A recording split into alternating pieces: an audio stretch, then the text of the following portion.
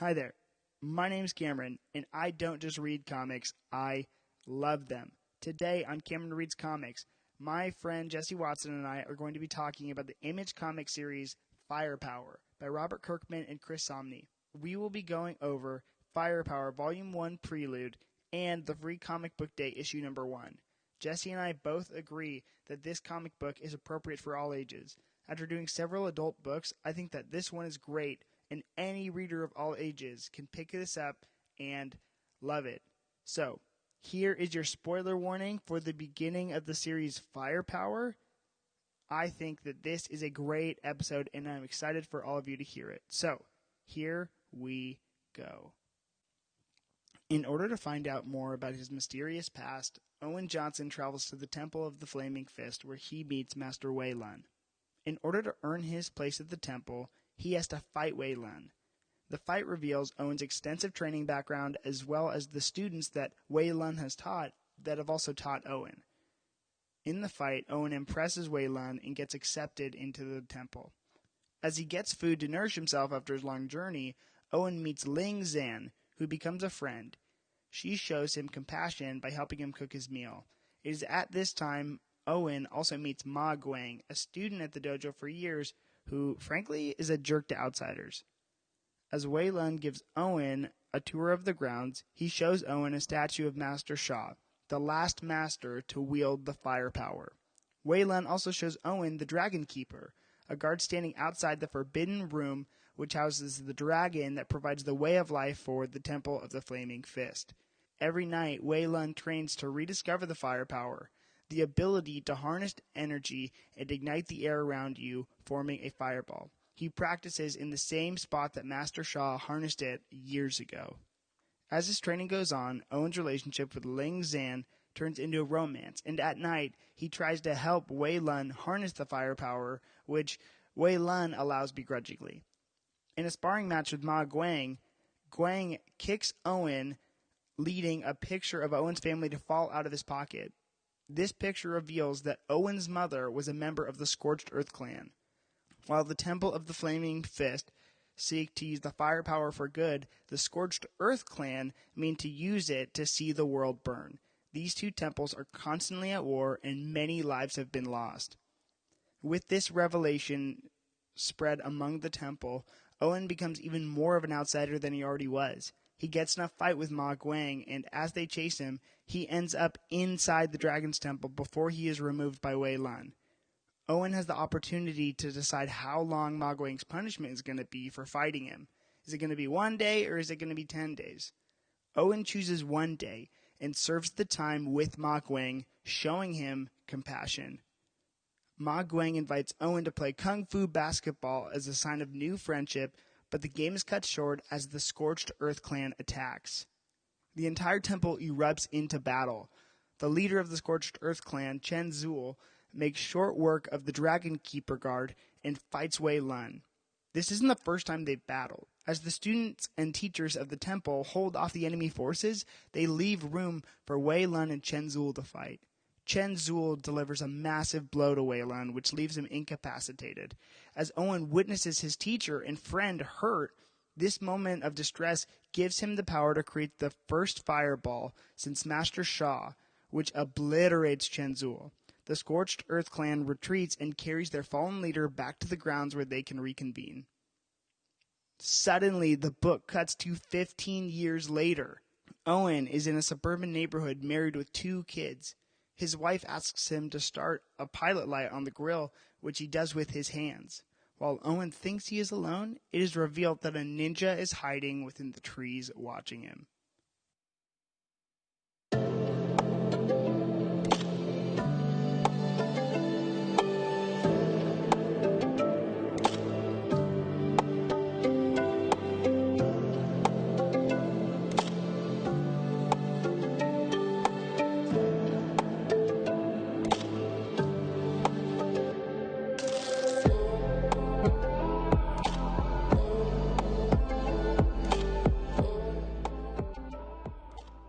Okay, well, welcome to, I believe it's episode 5 of Cameron Reads Comics. My name is Cameron. I don't just read comics, I love them. And today we have a very special guest, Jesse Watson. Hi.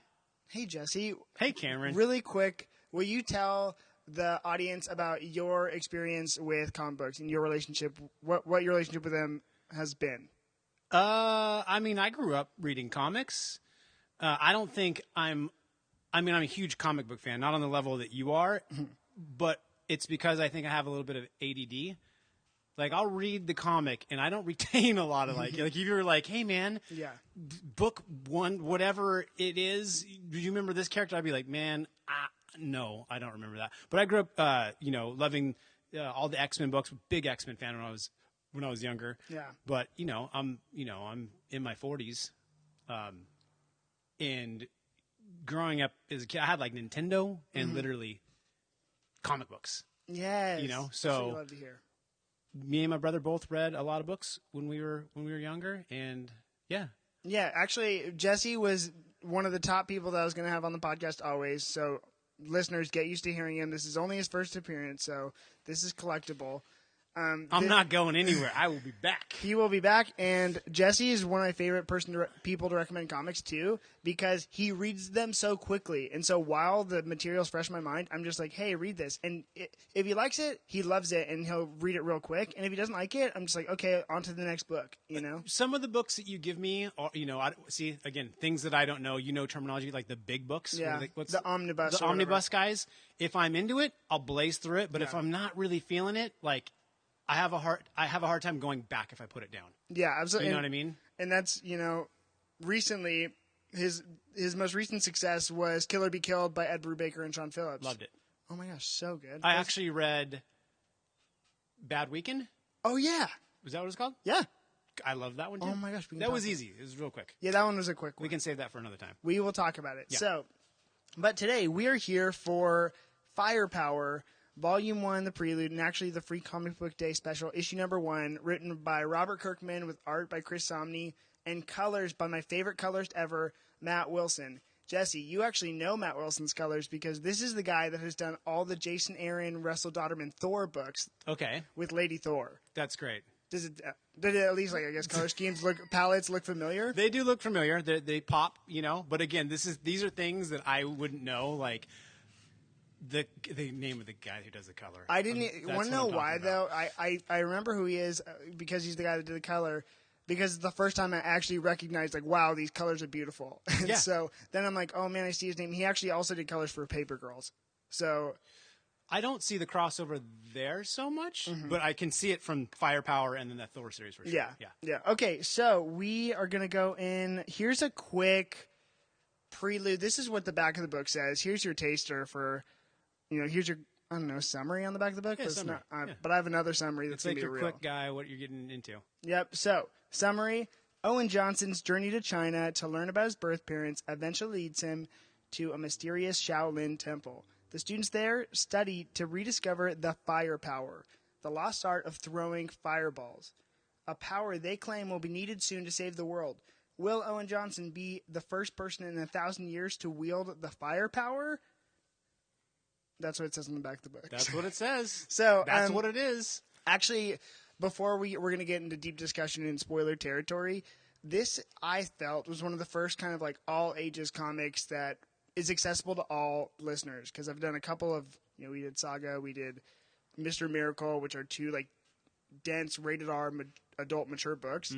As a father, would you consider this all ages? Would you give it to your daughters and be totally okay with them reading it? Yeah. I'm not one to if you're not okay with a small amount of violence, I guess if you could say. Yeah. It's not violent. They fight in it, but yeah, anybody could read this book. Yeah. There's nothing weird in it at all. Yeah, and then going in again, how about the accessibility as a new reader? If you're a brand new reader to comics, do you think this is a great place to start? It could be a great place to start, and only because it's not superhero heavy. Yeah. I suppose. There's a lot of books that don't revolve around superheroes, but I think that's what a lot of people think about. Yeah. And this one doesn't really, it's got its heroes, but it's not based on some strange, mutant space, some weird mythology that you got to wrap your head around that you're this isn't real. Yeah. You know? I think that's one of the easiest parts, if you ever want to get your friends into comics, recommend them indie books, because literally these are the first times anyone's meeting any of these characters, and that makes them so much more accessible because this is the introduction, you know, and it's modern and it's easy and there's not a lot of words on the page. So Yeah, I mean, I think the first I don't even know how many pages. There's not even any. I've got the book here in front of me. There's like no text at all, right? Like yeah, the first 11 pages are without text. Like, look at which is. Would that confuse somebody, though? Do you think as they're looking at the page, if there's no text, they might lose direction? If it's your first time, maybe, but like really, I think it's fairly sequential. Yeah. Yeah, it's like, and even so, let's say it doesn't matter one way or the other. Let's say we skip all those pages, and then you get to page 12. It's a big splash page, and you kind of know you have to start there. As you please. Starting now, though, you have your spoiler warning. So we are going to go into the first Volume 1 Prelude of Firepower. That's the first appearance, and then into issue number 1. How can you call it Volume 1 Prelude? Shouldn't you just call it the Prelude? Honestly, good question. And how, you know, it's like, really what's going to happen when they do the first 12 issues, and then they got to put out a Volume 1? Seriously. Do they call it Volume 1 the meat and potatoes? What do they call it? Volume 1 entree. That's so... I never thought about that. That's why you gave it to me. I was like, oh, this isn't even the first issue. This is just Volume 1, the Prelude. It's a big book. Oh my gosh, I was at my local comic shop, and I actually was very fortunate. This is my third time reading it through for this. Good. Because I had I was working at a comic shop at the time, and my boss got the what was it, like, pre-order edition, where pretty much I got to read it early. Okay, so you're special. I read it like back in February, and so now it's like, you know, oh my gosh, it's July at the time of this recording, because this was supposed to come out in May, but COVID happened. And they pushed it to July. Yeah. Or late June. Yeah, and so, yeah, exactly. We got it a couple weeks ago, but now here we are recording based on, these are all the issues that have come out in the series. Okay, so now let's go into discussion. Number 1, you actually wanted to talk about the splash page at the very beginning. Well, the splash page is killer, just because the first splash page of Master Weilon. Weilon? Weilon. It's L-U-N. Like Waylon Jennings? Yeah. Is it Weilon? It's It says it right here. That's right? what I'm guessing. It's Weilon? W-E-I-L-U-N. Oh, Weilon. So Master Weilon is a full-on, like, he's an older master, obviously, like you would see in any Shaolin temple. Yeah. But he's like full-on streetwear sneakerhead. It's him standing on the stairs of the temple with a staff in his Jordan 1s. And my gosh. Like, he's got a baseball cap on, just looking super, like, hip streetwear guy. But he's an old man. He's an old kung fu master. He has headphones around his neck. And they start fighting. Yes. It's great. Right into it. They go right. Oh my gosh! And I think that's, you get in that first panel, first page, you get such a characterization of who he is. He's holding a staff, but he's also like modern streetwear guy. And there's that moment when Owen is trying to learn how to embrace the firepower after training with him at night. Yeah. And he's like, "You're gonna have to charge my phone right now." Yeah. And then he just wills the phone into charge. Well, and the guy's like, "Freaking okay, finally, ring ring. I didn't want the Jordan 6s. No, he wanted the Jordan 6s. I wanted the 6s. I didn't want the 5s. Yeah, I've already got the 5s. Yeah. But they can wield, I guess, they're trying to wield the power of fire. They're trying to be able to throw fireballs straight up like Ken and Ryu, like Street Fighter. That's what they're trying to throw. Ken and Ryu. I just full Hadoukens, dude. They're like, that's all they're trying to do. Yeah. But they can somehow heat bowls of rice with their hands and also charge phones, which I think is would be lightning power, right? Like, zap. That brings something I want to talk to you about, though, because I don't think a lot of people can, because when they're charging their phones or when they're doing stuff like that, like, Ling Zan was the only person we've seen. So the female is the only person we saw like use other firepower. I didnn't see Ma Guang. Right, but no, they can't use the firepower. But I assumed in that first couple of pages when Owen's trying to eat and no one else is helping him out with his bowls of rice, but they're all eating, which means that they can all heat their own rice. You're right. Right? Yeah, you're right. And she was the only one that was able to come over and help him. And in hindsight, now that I'm looking back at these pages, she does look female. I just didn't pick up on it at first. I made the same mistake. They're in a Shaolin temple, so they've all got their, they're in their monk robes and they've got their heads shaved. And for a minute, I was like, "Oh, this like how progressive of this book? Like, he's got this like boyfriend, I guess." And then I was like, "Oh, wait, she took her clothes off." And you're like, "Oh, again, it's family friendly. It doesn't show like boobs or nothing like that. It gets interrupted. It implies once she takes her robe off, you can tell, oh, that's a girl. Mm-hmm. Why didn't I recognize that?" Actually, brings me, I guess, to one of the points I found in this book too. Robert Kirkman gets very progressive in his portrayals of women in these series. So, like I feel like she was a fully capable female, which is not a damsel in distress at all. She's like, get better or get faster. You know what I mean? Well, yeah. I mean, and of course, you can look at his most popular, like Walking Dead, and there's a ton of strong female characters. In those books, which is something I know. I'm always want to shout that out because that is not common in this medium. And Chris Samnee is drawing these women in very like, she's just in a robe. It's not over sexualized. It's not sexualized at all, to the point to where I didn't know that it was even a girl. Yeah, right.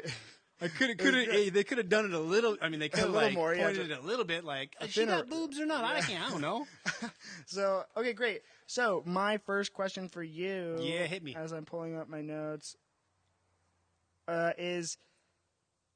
First and foremost, did you have a favorite character?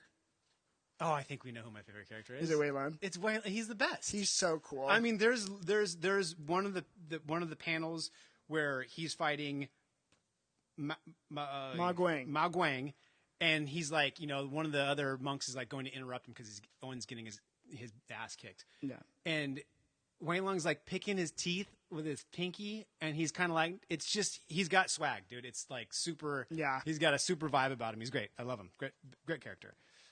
But anyways, my favorite character is freaking Ma Guang, actually. I decided. But from this Prelude book, or did you like him more because you read volume 1 and then he's not volume 1, the issue 1? No, it's from here.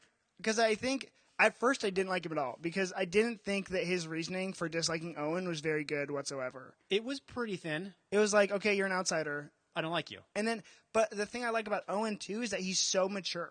Like Owen's like, oh hey, like whatever, nobody was gonna help me, or like what his first diss to Ma Guang was really well done. He's like, oh, nobody's gonna show me the way, but it seems the way to your seat's over there. And then Ma Guang like hates him, or maybe it's Owen, but I think the arc of Ma Guang is the most interesting because eventually, he's the bully dude, and then when he fights Owen for being scorched earth, sure, he Weilon gives Owen the choice. Okay, you can give him 1 day with a punishment, or you can give him 10 days. And Owen says, okay, I'm going to give him 1.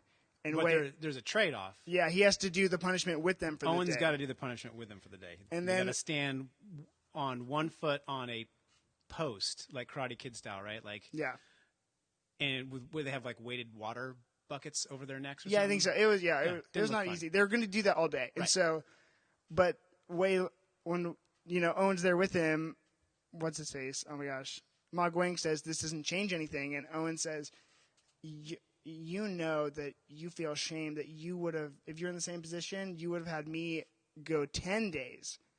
And I'm just like, that is so brilliant. And Owen eventually, I guess maybe it's Owen then, shoot. But I'm like, Ma Guang learns from that.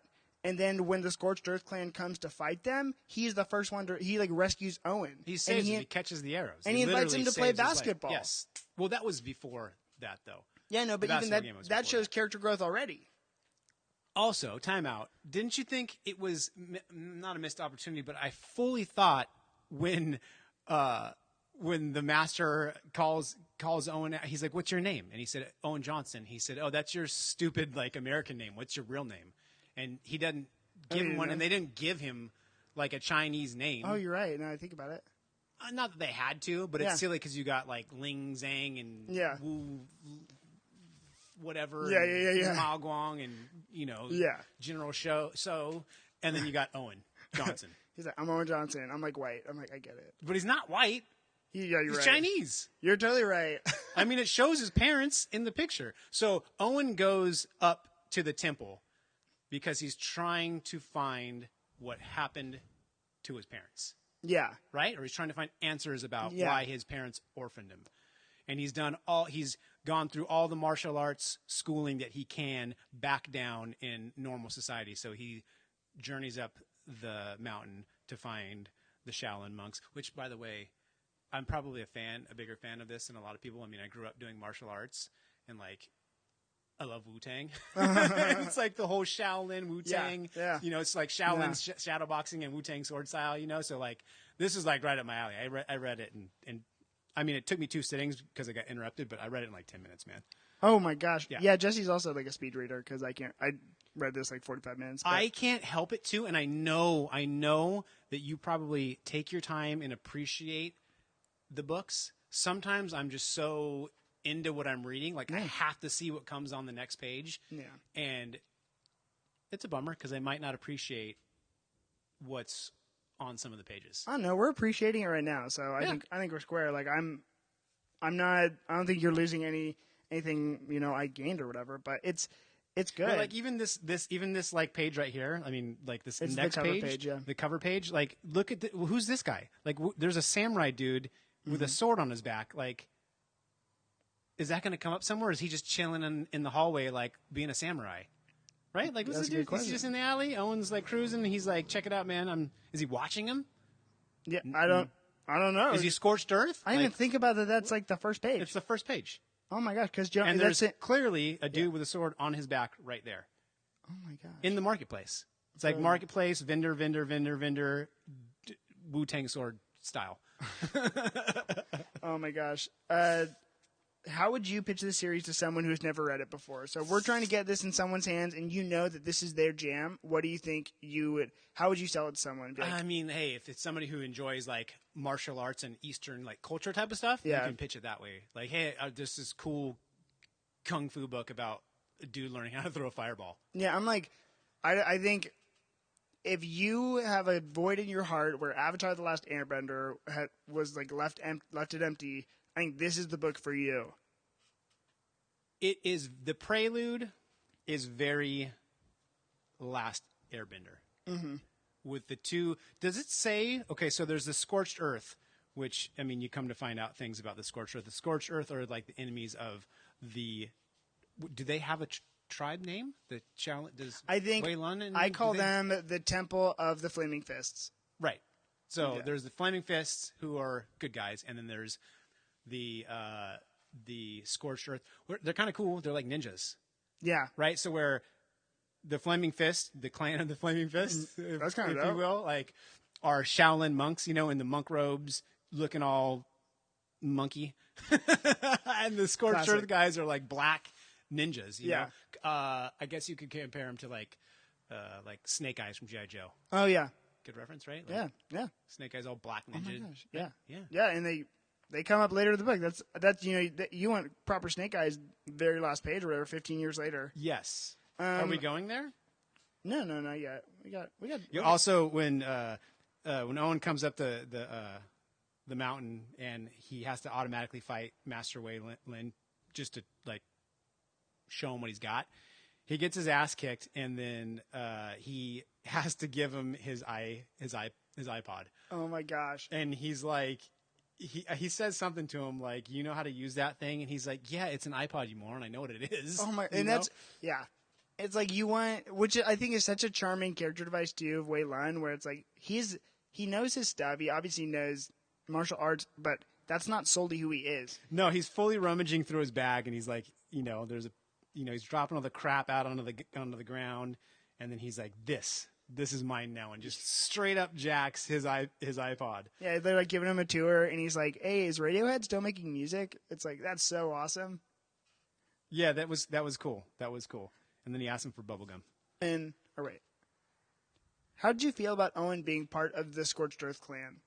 Like that dynamic with his family, that's the answer. Yeah, I mean, you have to have it for like a driving force, right? Behind, I'm assuming it's going to be a driving force behind the entire story. So like you have to have him be part of, not he's unwillingly or he's unknowingly, part of this bad guy, clique, I guess. And whether that decision weighs on him, a la like Luke Skywalker, right? Like, oh, my dad's Darth Vader, like who knows if they'll throw that in there as well. But you kind of have to have that, right? Yeah, I mean, it didn't make me feel weird about him as a character. Yeah. I just like as a plot device. I was thinking about it, and I'm like, I don't know how much did that move forward the story, because I get that the Scorched Earth is evil. I think we're going to see the fruit of that come way later, because he was like, oh, first he was isolated, and then, in his isolation, he gets accepted by the other guys, during the basketball game. Right. And even, I think Ling Zan won't talk to him. She stops talking to him after they find out he's Scorched Earth. And so all of a sudden he drops fat fireballs, you know what I mean, at He doesn't do it all of a sudden. There's a battle between the Scorched Earth and the Flaming Fist clan. There's a big battle. It's super cool. It's a big part of the book. It's a really cool fight scene. But I don't remember the main bad guy's name. Chanzul, big dude, full Last Airbender, like bad guy, dude. Mm-hmm. He's murking everybody. He's kicking the shit out of the old man, and you're like, oh no, like he's like, that's my boy. He's like kicking, he's beating the Jordans off of him. And you feel bad because he's an old man, and they have a pretty good duel, but then he finally, he's bested him. Now here's what I'm going though. Yeah. He bests him, right? So then Owen throws his full-on Street Fighter fireball and torches the guy. But the old man knew he was going to do that. You think? Yeah, look at the page. Like he smirks at him. Like it was almost like he lost on purpose, because he knew Owen was going to chuck that Hadouken at him. He's full Kamehameha. Like you're like, where is that page? Let me find it real fast. Like towards the very end. Oh, you know what? This is another absolutely fantastic page. Okay, oh my gosh! This one right here is fantastic. You see Weilon, and he is standing on a post. It's right at the very beginning of the Scorched Earth coming in. I think that's one of the first things I showed you. You can see the arrows coming in from. There's this giant blimp, and he's standing almost in a lotus position, but like on one foot on his bow staff. Mm-hmm. And there's this giant blimp flying in behind him, and there's like a volley of arrows coming at his head. Oh, I did. And then you can see him right here. See, all of a sudden, Jesse's like, I didn't pay attention, but also, Cameron, you missed these. Yeah, but I didn't see it the first time. I'm looking at it You're now. You're fine. This is one of my favorite pages, though. Oh, man. That was one of the first pages I show you, because maybe the audience knows, but Chris Samnee I love him. I think he did a great Daredevil run with Mark Waid. He did an amazing, literally, the Black Widow movie you guys are about to go see or have seen is based on the Mark Waid. Wait, hold on. What do you mean people have seen? Oh, because if you're listening to this in the future. Right, okay. If you have seen it, then... I thought like there was an early cut that somebody had that I might be able to bootleg. Yeah, exactly. If it's not on Disney Plus yet. Oh, come on. And he's an amazing artist, but some people don't like don't like his style, which shocks me personally, but he is a masterclass in this book of, the potential that he has, and especially I think Matt Wilson's colors just really make it all pop. So, this is the page. Owen's sitting there with his hands on fire, looking all like, "Whoa, man! I just threw a fireball." Yeah. Look at Weilon's face. Oh, he's smiling. Like that smirk is like, right? Like, you're totally right. And even freaking Ling Zan's like, "Oh my gosh, you do it! Oh my gosh, you did it!" I'm like, "Oh, it's so good." And then, okay, well, wait. So I do. I'm going to go straight just because this page is here. I'm going to go. A couple of the issues that I had with the book though was this kind of type of stuff. Like the faceless characters, and he does it quite a few times throughout, where he's filling the background with basically NPCs, if you will. Like this page right here. Like, isn't that a little lazy? It's a basketball page. It's like sequential art, I guess, illustrating a montage. Right. And so But it just, to me, as a fan of like certain art styles, that seems like rushed. Like we're just gonna put that in there and move to the next panel. Yeah, and I know another artist I love kind of does the same thing where he doesn't fill in the pupils ever. His name's Lionel Yu. He did Superman Birthright. I don't know if you read that. But I might have. I don't know. He gave me a lot of stuff. Yeah, I do, guys, because that's what good friends do. Yeah, boy. But I get it. But I'm also like, I don't know. I don't get super hung up because then you see those splash pages and it's like next level. Yeah, I don't mind so much, but there's quite a bit of it. Yeah. Like it's just missing details here and there. Mm-hmm. It's where that there's details because some of these pages are amazing, and then there's another one.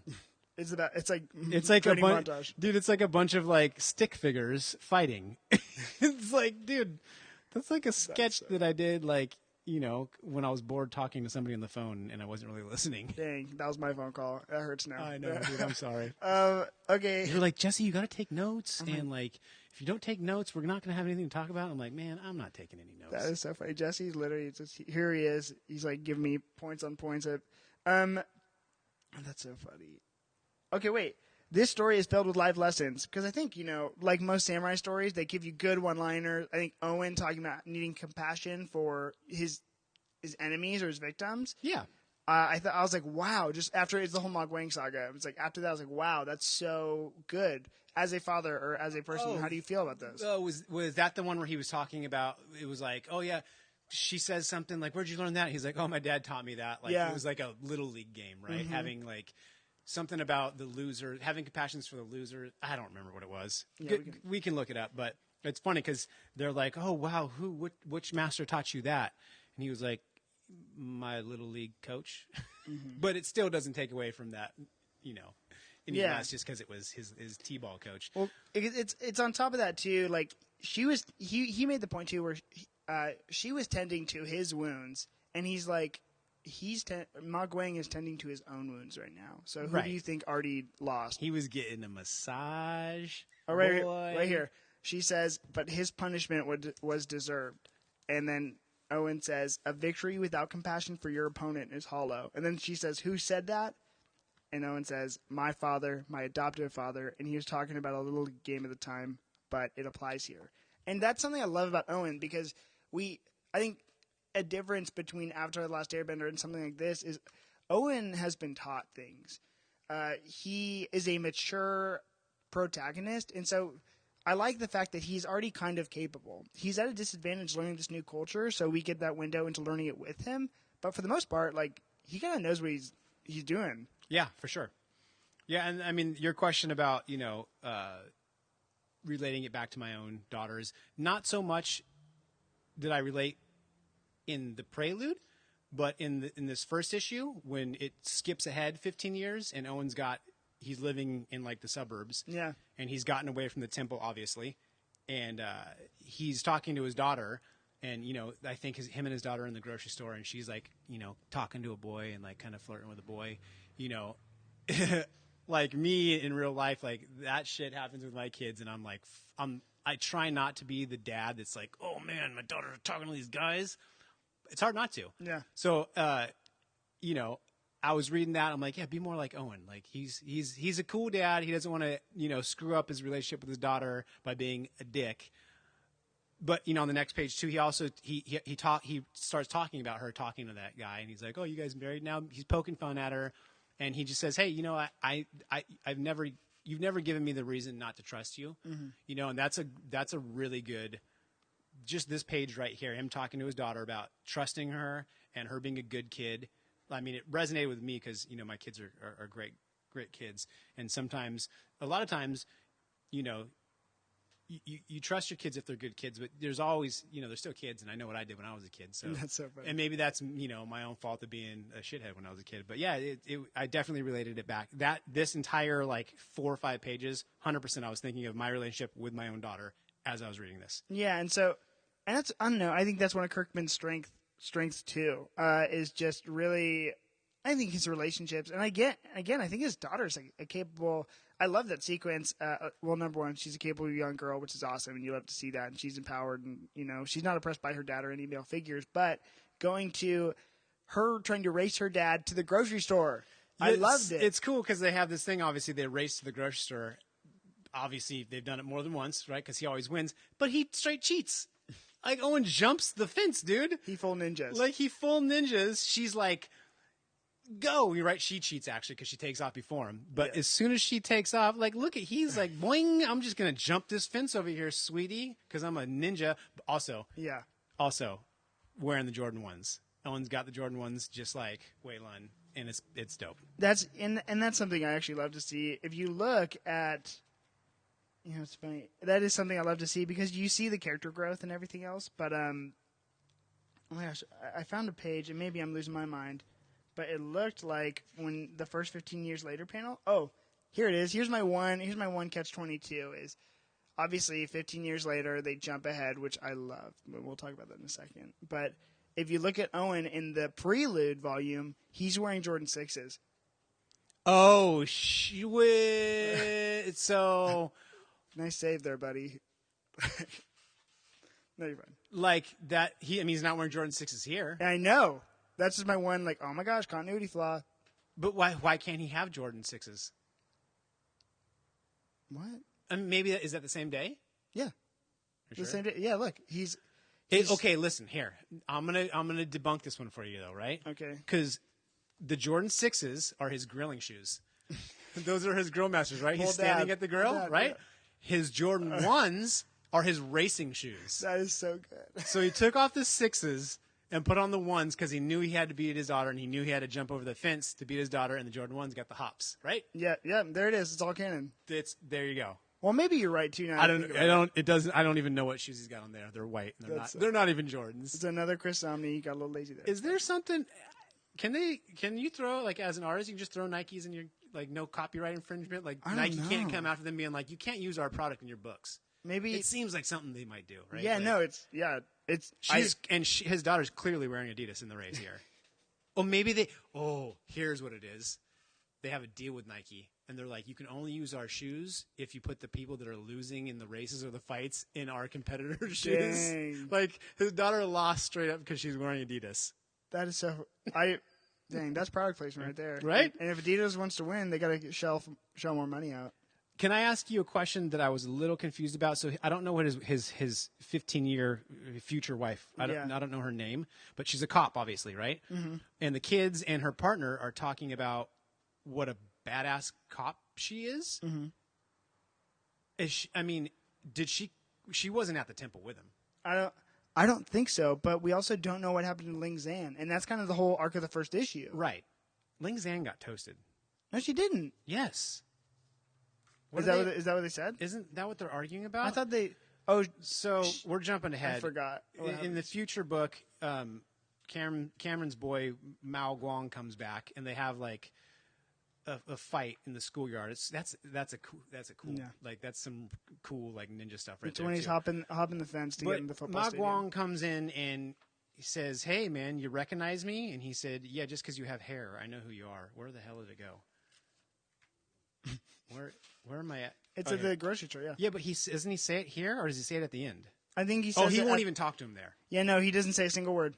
Because that was cool. His daughter says, "Who are you talking to?" Yeah, she said, "Do you know that man?" He says, "No." And she said, "Yeah, but you were talking to me." He said, "Nope, he was talking to me. I didn't say a damn word." Oh, my gosh, that is... So they have this fight, though, and he goes to throw a fireball at his face and thinks better of it. Super cool. Yeah. Right? And he says her body was burnt when they found it. Oh, man. And they're talking about Ling Zhang, right? Oh, you must be right then. I thought she was Did you even read this book? I did. Weilon is the one missing. Yeah, Weilon's the master, and he bailed. I think he's totally still alive, just holed up like Yoda somewhere. See, he says, "I don't want to hear your conspiracy theories about Chao Feng. He's the one holding us together. He hasn't turned his back on us." We don't know who Chao Feng is. When I read that, I assumed that it was the big dude with the mustache. Like the other... Oh, the other teacher. You're probably right. And he says he didn't kill Ling Zhang, Owen. And then Owen says, "Who did?" And he said, "Everyone thinks you did it because she was crispy." Oh, my gosh. You're right. I know. I just read it. You're so right. Well, I'm just like, oh man, I'm so looking forward to the series because honestly, if anyone here, and I do recommend Walking Dead. I think it's a little overhyped, but I read Invincible, which is Kirkman's like first Image comic series that he had, and that's his critique on the superhero genre, which is obviously my bread and butter when it comes to comics. This is so. It feels more to me like Invincible than Walking Dead because Walking Dead's horror and stuff. This doesn't feel Walking Dead to me at all. Exactly. It's like it's obviously number one there's color, like Walking Dead's black and white, but even along the lines of it's colorful, it's action adventure. There's like some happy characters. It's not everything is in crisis, you know. The world's not ending. The temple world might be ending, but it's not the world, right? What did you think about the 15-year gap? Like literally, okay, so he dominates, throws a big fat fireball. How did you feel about that? I didn't really think, I didn't see it coming, right? Like a time jump that big, like feels like, well, they'd get there one day. Yeah. But to jump straight to it, I mean, it was cool. And I'm going back to your last question now because I'm rethinking him being scorched earth. Like, do you think that that's lazy? Like that? I kind of because did. then I compared it to Star Wars, and if you, I mean, it's already got this Airbender thing going on for it, and then if in 10 issues, his dad comes out. Obviously, Oh my gosh. right? Don't you think that that's probably going to happen? And then if it goes that direction, is that just being kind of like lazy and you're just rehashing a story that we've all seen before? I don't know if it's being lazy, but if it's done well, like honestly, if it's executed well, then I'm like, yeah, I hit all the beats. That's what I like. You know what I mean? I like good storytelling anyways. And so, but when it comes to Scorched Earth, I don't know, because I think they're setting, personally, here's my fan theory about what's going to happen. Him being Scorched Earth and, being taught at the Flaming Fist Temple, I think is just going to really show that he's going to be the bridge to both worlds and, like, bring peace to both those, whatever, like, Tribes, those people at clans, war, those sure, clans at yeah. war. And so I think they're going to reveal that about his mom, too. Yeah, I just, as I said, his dad was like, his mom was the one that was from the Scorched Earth because she's the one that had the tattoo. And I think Weilon or somebody like says that too, kind of like your mom was a real bitch. Yeah, because his dad was at Flaming Fist Temple, right? I'm pretty sure he was a student. Am I losing my mind? Right. Yes, he was a student there, and then he fell in love with the Scorched Earth, who's clearly the enemy. Mm-hmm. And they made it apparent that mom's a real piece of work. And they made it apparent because for no other reason than she was Scorched Earth. You know what I mean? So therefore, she's irredeemable in his eyes.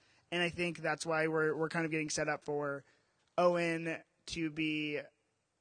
He's gonna bridge because I think he's gonna go to Scorched Earth, and I think that he's gonna be like, "Wow, not all these people are terrible," because it's not black and white. Is the second issue out yet? No, it comes out at the time of this recording. The second issue comes out. I thought it had a timeline in the back. think it's August. Or next week. No, it says issue 3, July 1st. Yeah, but... Issue 2, June... Oh, yeah, this is the old timeline. Yeah, that came out... That was supposed to come out in May, so... This is cool, too, but, does his wife know he can chuck fireballs out of his hand? We don't know. I don't know. Because she's like, oh, go fix Look at the dog. The dog, come on, he's so cute. Oh, I'm so down, too, for his family. Because, well, think about it. I don't think his wife knows because his kids don't know. But not that means anything. Right, because his daughter wouldn't have raced him if she was like, Dad, you're a ninja. You're just going to jump over that wall. But I just mean, like, there's things that parents don't tell their children, in general. Yeah. So, going on from there. Okay, well, wait, shoot. Based on this intro and everything else, what would you rate the series out of 10? I mean, comparing it to, like, a lot of my other favorite... I think... That's a hard question. Because it's not, I haven't read the whole series. Like, if this was like we were 12 issues in, based off the Prelude and issue 1, I'd call it like a 7. Oh, wow, really? Is that too high? No, I think that's low. But that's just me. If you felt it was a 7, that's great, I always think of those things as in, like, terms of grades. So, like, a 50 is an F. You know what I mean? Even though it's not quite... No. Yeah, I feel where you're coming from. So if I would have... Okay. So if I would have said it's a 5, that's an F. Yeah. But that's in my head because I'm just coming out as cool. 4 is like garbage. So a 6 would be a D. A 7 would be a C. Yeah. An 8 would be a B. Yeah. I don't know. That scales 9, 10, A. It's a 7. Okay, good. It's good. I liked it. I enjoyed it. It wasn't like mind-blowing to me, right? Because it's very Last Airbender. Yeah. You're not wrong.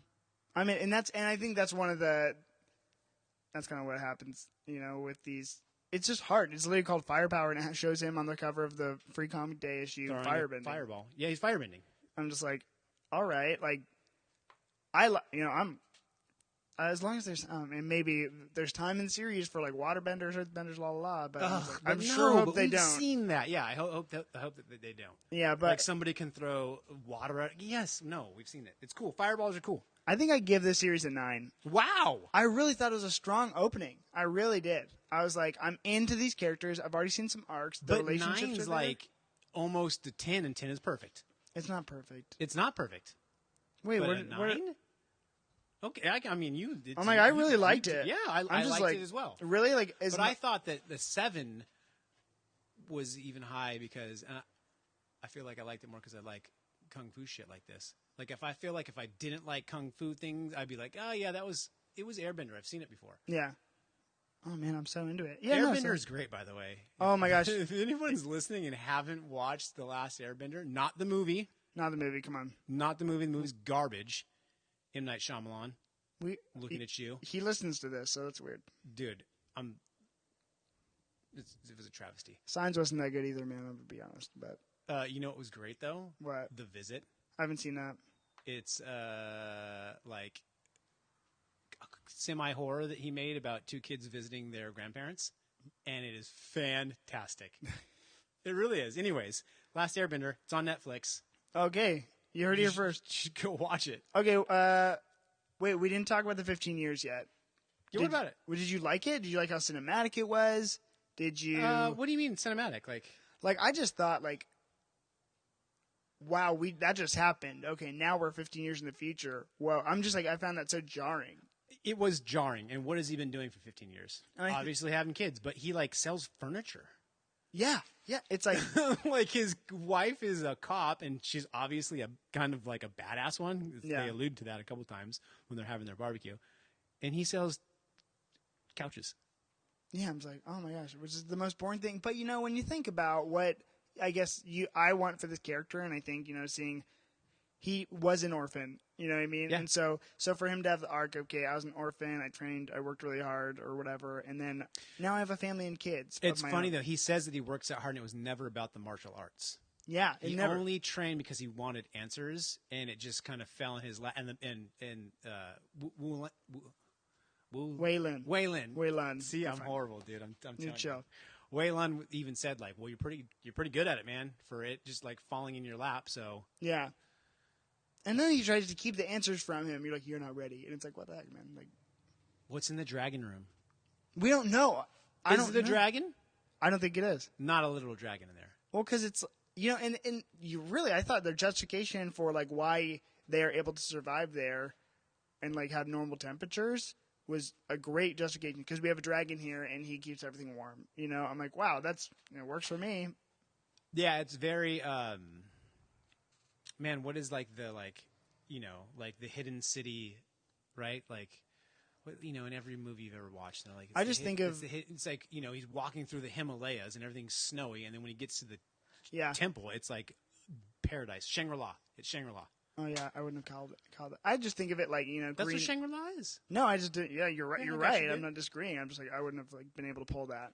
But I just think of it Green Lantern, and they have the planet Oa, and they that's their power battery. Isn't it some kind of Doctor Strange shit too? Probably. Doesn't he I mean, maybe I'm just basing it off the movie. And that's good enough for me. You know what I mean? But it's very similar. Yeah, absolutely. And that's why it's a 7. And that's okay. Well, yeah. Jesse takes in a lot more of this ninja content than I do, which now I only want more ninja content. So. Who doesn't want more ninja content? I already told you. Go watch Ninja Scroll. Kids, don't go watch it. It's violent. Okay. Well, there you go. Okay, Jesse. You got questions? We done? Come on. I think we're winding down, buddy. I think. You know what, man? You gave me so many books to read too. I want to start talking about some of the other books, but we have more. I will refrain. It is not his last time on the podcast, people. So unless you guys completely hate me, and then I'm never coming back. They don't comment if you hate Jesse, because he's still going to show up no matter what. So you can deal with that. Okay. So there. Honestly, man, that's all my questions. Okay, here's one I always like to ask my viewers.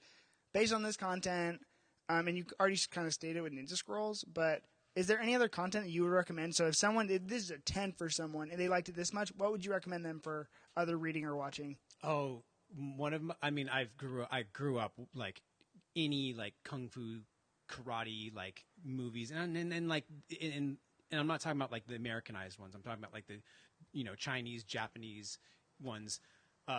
There is a movie that I really, really like. It's called Hero with Jet Li. Mm-hmm. And I'm going to relate it to comic books too, because in Hero, he tells a story about, I guess you could say that I don't know if they're various different families or clans, but each part of the story and each family member is told through color palettes. Wow. Right? So if he's talking about a certain person, everything in the 15, 20-minute story part, as Jet Li's telling the story, is all in blues. Not one. It's not like it's washed out in one color blue. Like literally, it's just all different color. Everything in the scene is a different color blue, and they do red, they do black, fantastic. And that one's more like kind of Crouching Tiger. Yeah. You know, where they kind of CGI it. Yeah. You know, but a lot of Jet Li's old stuff, man. Go check it out if you haven't. Obviously Jackie Chan. Obviously. But like old stuff, like the Legend of Drunken Master. Have you ever seen that? No, I am new. man. I've seen Bruce Lee, Chinese Connection, Fists of Fury. Yeah, those, yeah. Like Enter the Dragon, and Enter the Dragon's like, like it's like your staple. Like That's bread and butter. Yeah, it's bread and butter. But like, yeah, Jackie Chan, Drunken Legend. All right, we know we heard it. Okay, Jesse, any other places to find you if they want to keep up with you or no? No, right here. Right here. Okay, Jesse will be back sooner than you know it. I mean, they can come hang out with me at the shop. Okay, yes, this episode is sponsored by Canvas by Kate and Surf Shop in Sunset Beach, California, which is also where we're recording if you're hearing traffic go by. That is PCH, people. Come say hi. Come say hi, Surf Drunks. Bye. Bye.